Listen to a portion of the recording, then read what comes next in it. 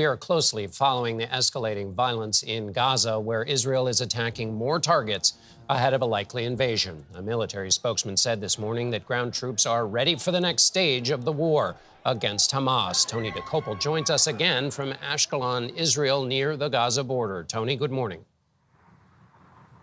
Hey, good morning, guys. Day 18 and this invasion still hasn't happened, but Israel vowed once again yesterday to launch what it calls a lethal ground invasion of Gaza, including the kind of tricky urban warfare that never goes quite as planned. And 30 miles south of here at the Zaylim Army Base, Israel is working to prepare thousands of soldiers to kick indoors in Gaza and make those split-second decisions that will affect who lives and who dies.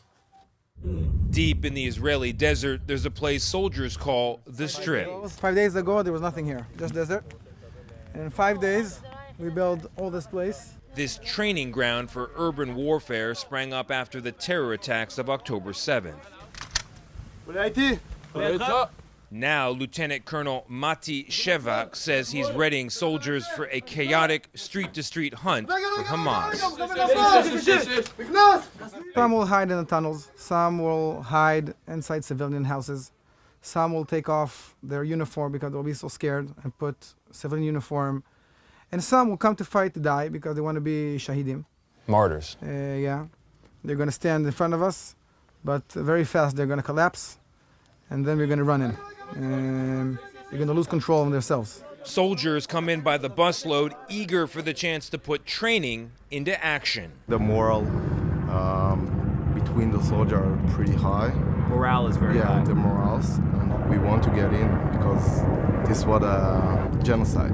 Major Ron, who didn't want to give his last name for security reasons, is responsible for preparing his unit to kick doors, clear, scan, shoot, and clear rooms. What do you expect to find in Gaza? A lot of explosive stuff.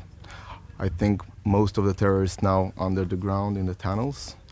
And about face-to-face combat, I think we're not going to see as we saw the 7th of October. You don't think they'll be face-to-face? I don't think so. They're hiding inside the tunnels. Hamas says it has built an extensive 300-mile underground network it uses to launch attacks.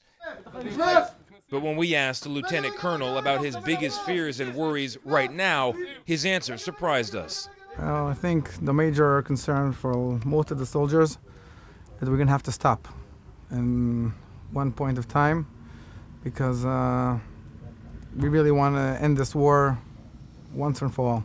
The major concern is having to stop? I don't understand. We're going to have an order that the war ends and we didn't finish our mission. We really want to end the mission and this war and take the Hamas threat off of our civilians. Are you saying you're concerned that the politicians will stop the conflict before the IDF can finish the job? I don't know who, but I know the IDF commanders and the IDF soldiers are really motivated to bring security to the country.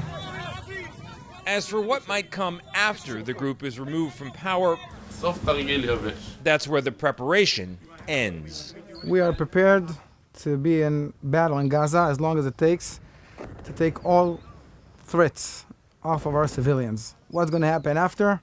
That's a question for a politician or I don't know where else. Why hasn't this started already? It's a good question. I'm sure they have good answers. I don't know them.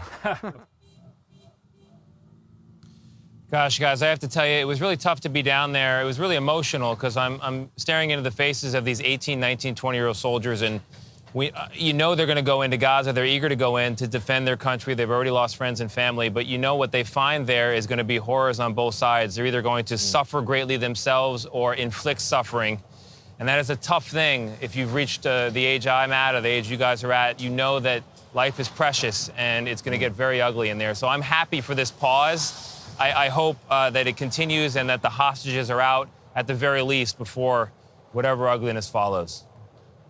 We all want the hostages out, but it's also clear they are ready to go. They want to go, and they're like, let's get it over with. But you know what comes with that?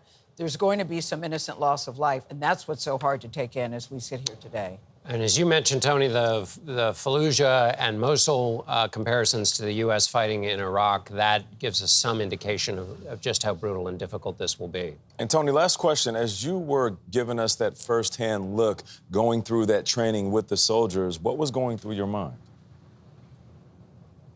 What was going through my mind is that I'm not made for that work, and I'm glad I'm doing this work. To make those split-second decisions and be responsible for lives. And I think about our soldiers also in America. It takes courage and it takes incredible poise. And I hope they make the right decision every time. We can all root for that. Yes, yes, we can. Thank you, Tony Dokoupil. Please stay safe. Yeah. It's still very unsettling to see you there with that flak jacket on. You and the crew.